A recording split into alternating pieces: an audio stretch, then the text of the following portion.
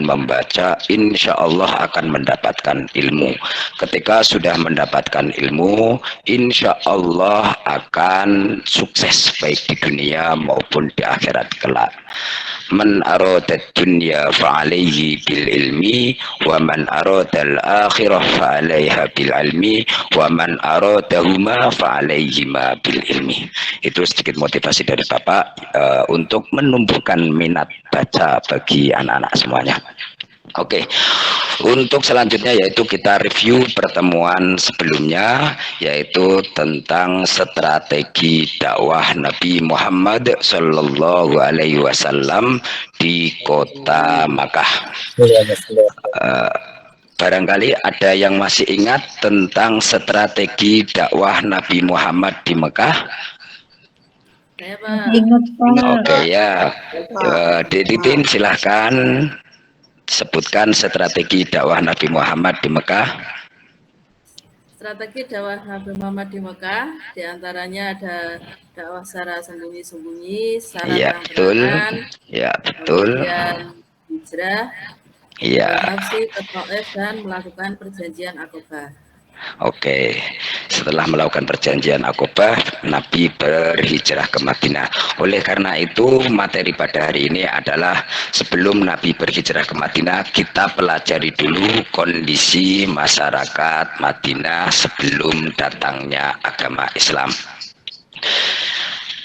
Selanjutnya yaitu kita akan membahas tentang indikator pencapaian kompetensi pada pertemuan kali ini, yaitu yang pertama, siswa dapat menjelaskan kondisi kepercayaan masyarakat Madinah sebelum mengenal Islam.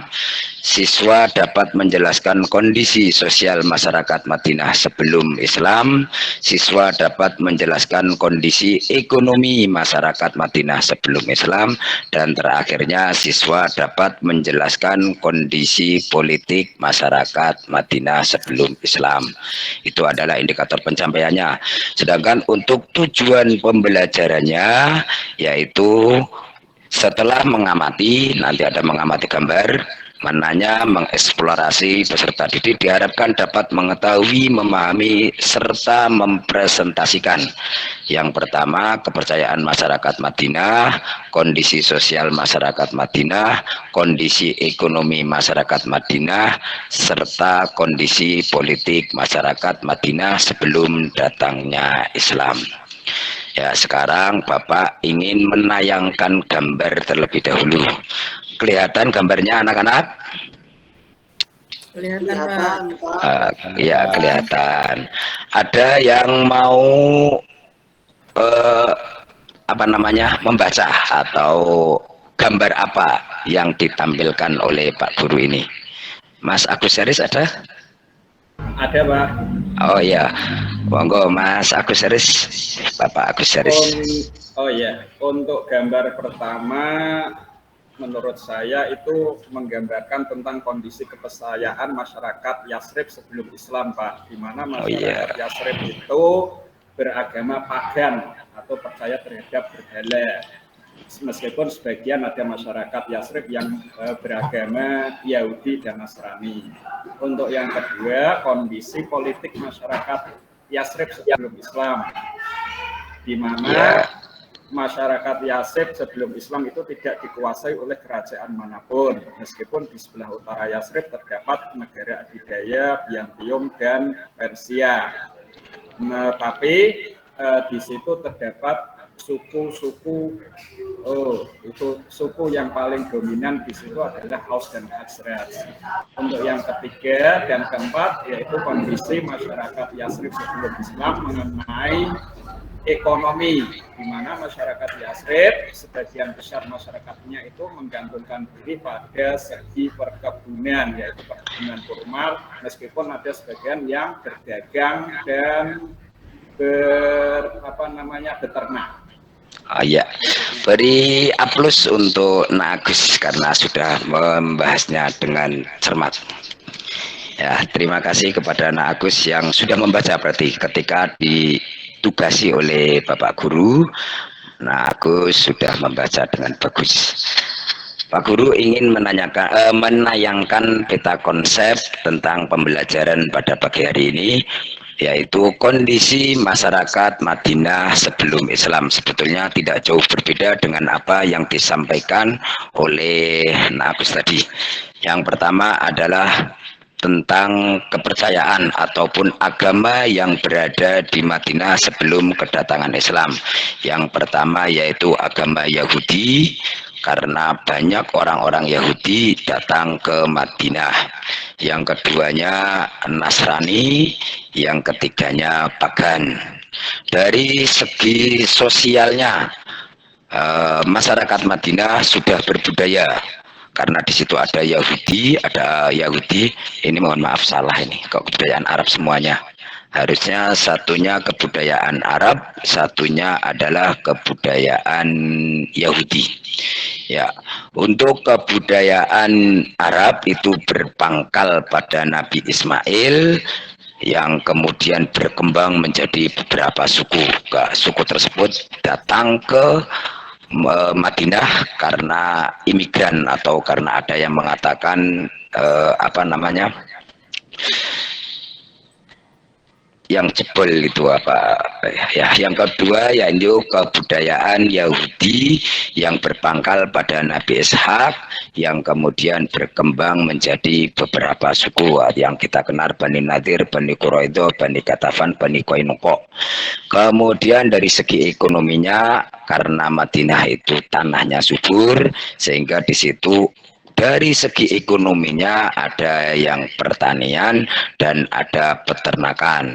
Kemudian karena banyak yang tinggal di situ, perdagangan pun juga berjalan dengan lancar. Ada beberapa pasar di Madinah atau di Yasrib. Kemudian dari segi industri wall di Madinah juga sudah ada. Kemudian dari segi politiknya, walaupun sampingnya ada dua kekaisaran besar, yaitu Bizantium, Romawi, dan Persia, akan tetapi pada dasarnya di Madinah berlaku hukum siapa yang paling kuat, dia yang berkuasa. Kekuasaan berada di tangan suku-suku atau kelompok tertentu, tergantung kepada siapa yang paling kuat di antara mereka. Sehingga kondisi politiknya yaitu sering terjadi perang antar suku. Ya. Baik, Pak Lukman Hakim masuk ke kegiatan penutup ya. Oke. Ya, Bapak akan membagi peserta didik ini menjadi beberapa kelompok. Nanti salah satu aja dari kelompok itu mempresentasikan, atau langsung ambil ke kesimpulan.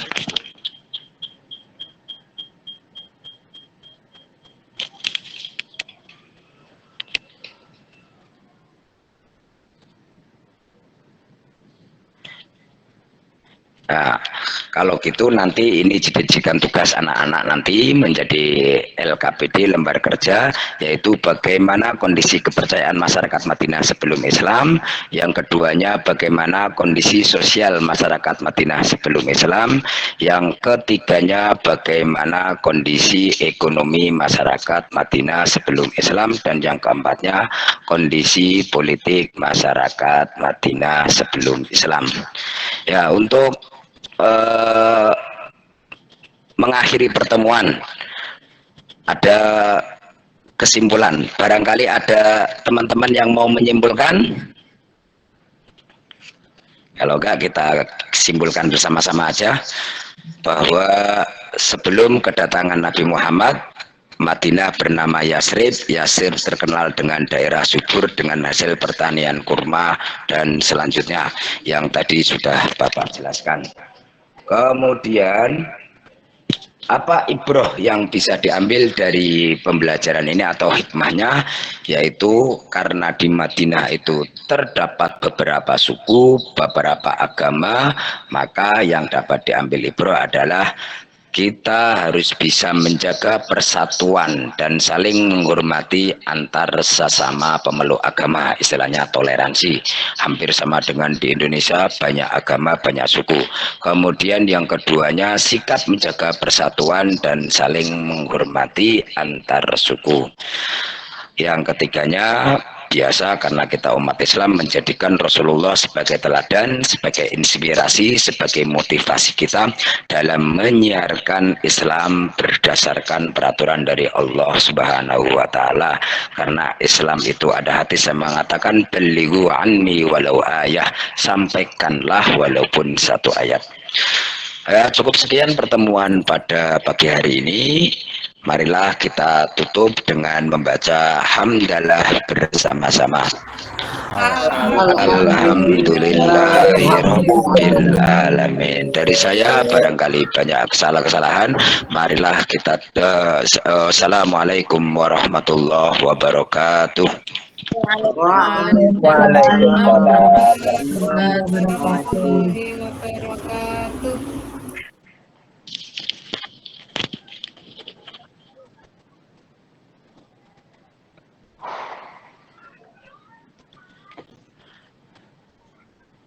Monggo silakan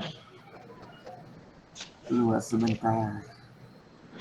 Bu Jelati, monggo keluar Jelati sebentar. Bu Jumiati.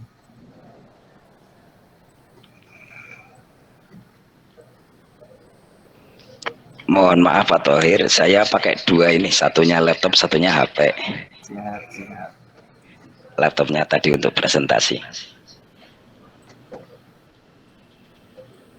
Oke, tinggal Jumiati. Pak Lukman Hakim ya. Ya Pak. Ya Pak. Tinggal di mana Pak? Di Brebes Pak. Oh Brebes, Jawa Tengah ya. Jawa Tengah. Iya. Ngajar ibtidaiyah, sanawiyah? Ngajar di MTS Al-Hikmah 2 Benda. Oh. Iya. Sudah pegawai negeri Pak Lukman? Belum. Iya. Mudah-mudahan lulus PPG ya. Amin. Monggo ngaji dulu Pak Lukman. Oke. Buka Al-Qur'annya.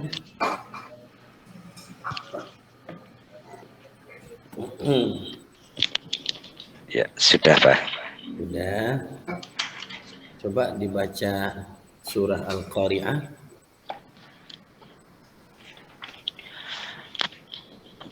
A'udzu billahi minasy syaithanir rajim. Bismillahirrahmanirrahim. Al-qari'atu mal-qari'ah wa ma adraka mal-qari'ah. Yauma yakunun nasu kal farashil mabthuth wa sadaqallahul azim. Ya, sekarang nulis ya. Nggih, Pak. Sekarang nulis.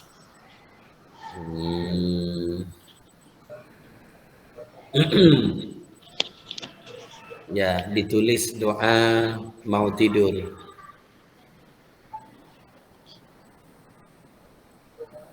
Doa mau tidur silakan ditulis.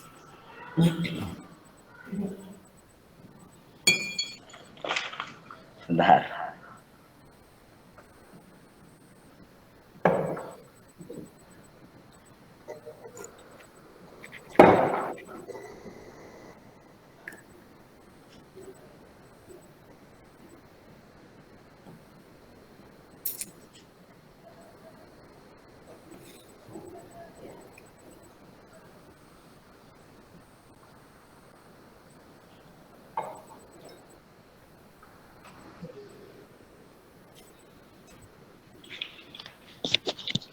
Sudah, Pak.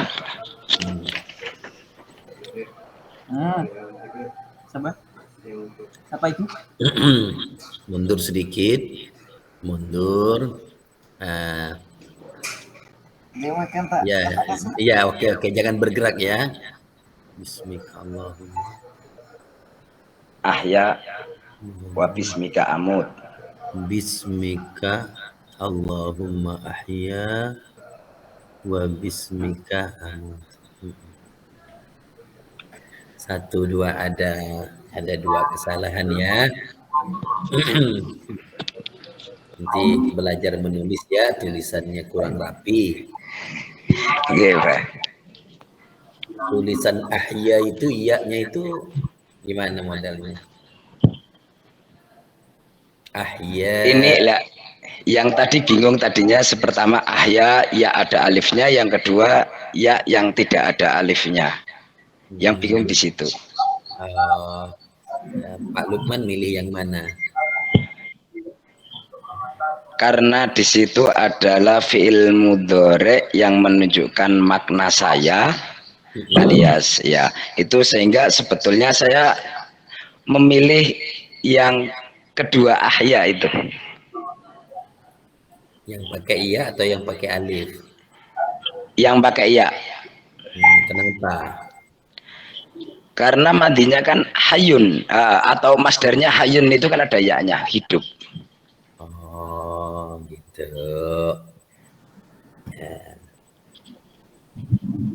ya, mungkin Pak Lukman ini lebih ahli ya. Kalau amud di situ Sama mata yamutu, karena di situ ada alif yang mutakalim wahdah sehingga menjadi amutu. Dari mata yamutu kemudian amutu. Kalau fi'il amarnya apa? Mut. Ya. Ingat kata-kata ini, kata-kata pembangkit semangat bisa dijadikan mut syahidan ya, au iskariman au mut syahidan. Iya. Ish kariman au mut syahidan ya. Kariman di situ kedudukannya sebagai apa? Dan maf'ul bih. Ya, maf'ul bih. Objek atau maf'ul bih. Hiduplah kariman dengan mulia. Kalau Jawanya uripo siro kariman kelawan, berarti maf'ul mutlak, mohon maaf. Uripo siro kariman kelawan mulia, maf'ul mutlak.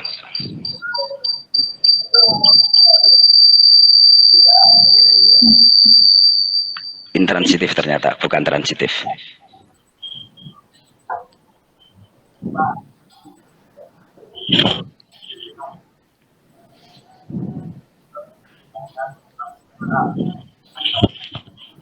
Ya, nanti ada Profesor Erwin kalau keliru atau salah dikoreksi.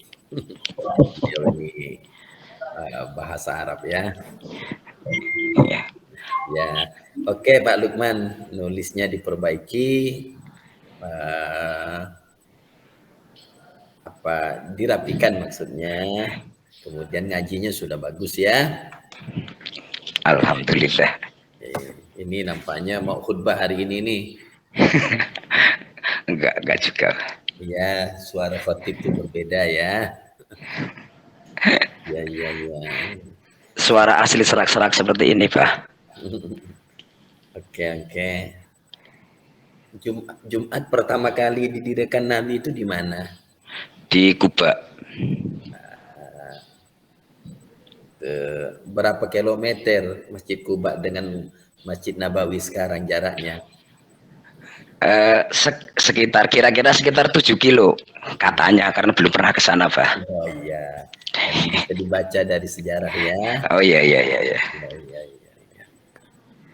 Konon mimbar pertama Nabi itu bahannya apa?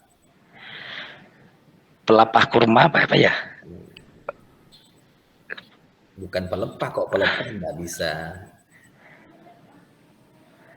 Berarti ya dari pohon kurmanya. Ya, pohon. Kok pelepah itu macam-macam mau dijadikan mimbar. Iya. Ya. Oke. Ini oke mengajarnya ya oke lah, tapi perangkat pembelajarannya yang harus Pak Lukman perbaiki ya. Siapa? Formatnya kita ini sepakat mengikuti format K13. Ini formatnya harus diperbaiki, kelengkapan RPP, mesti ada instrumen, LKPD ya. Kemudian bagaimana cara menyusun tujuan pembelajaran, ya tidak diborong seperti ini ya. Ya, ini borongan ini TP-nya, cara penyusunannya. Harus ada KI, KD, ini hanya ada IPK di sini. Ya, Nggih, itu Pak. mesti TP itu turunan dari IPK.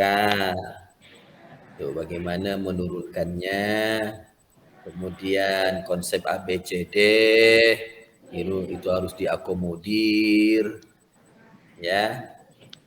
Ya, Kemudian Pak. pakai metode apa nih, pakai model apa, strategi apa, metode apa, ini harus jelas. Ini pokoknya formatnya ya diperbaiki mengikuti K13. Ini nampaknya Nggih, Pak. ini sudah ditandatangan kepala madrasah ya.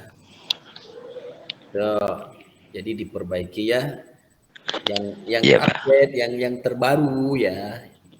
Pak Lukman buat yang baru. Ini tahun berapa nih? Oh, Ya, baru dapat dari internet. Dapat ya. dari internet, tinggal ngedit.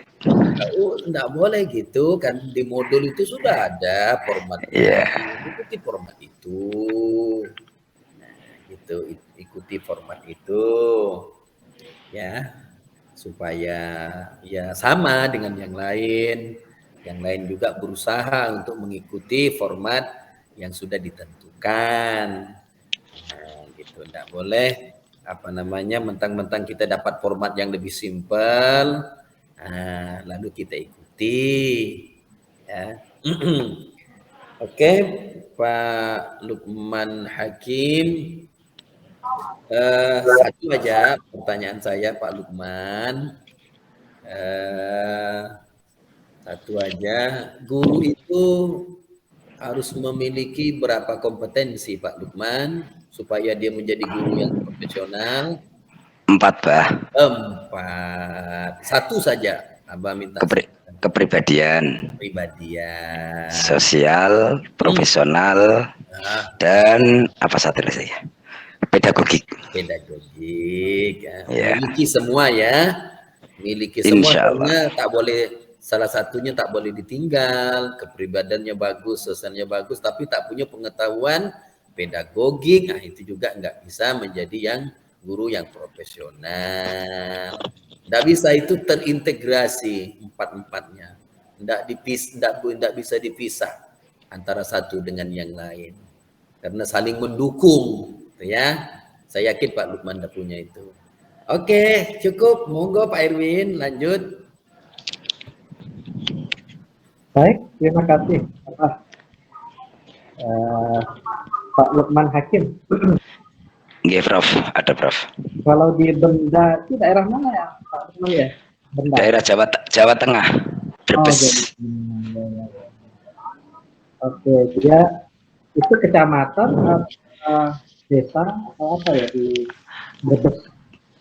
Di Benda itu sebetulnya desa, kecamatannya Sirampok, kabupatennya Brebes. Ya, Brebes ya. Oke. Iya. Baik, berarti lumayan jauh juga ya, Brebes ya. Iya, lumayan jauh. Ya, ya. Dari Semarangnya berapa kilo, Pak? Dari kota 80 lebih. 80 lebih. Oke. Iya. Tapi 90-nya kurang. Kalau 90 belum nyampe. Belum nyampe. Ya. Baik, Pak Lukman. Kalau tadi disampaikan ada 4 kompetensi guru ya. Iya. Kalau guru PAI ada tambahan lagi kompetensi nggak selain 4 tadi yang disampaikan? Guru PAI. Ya.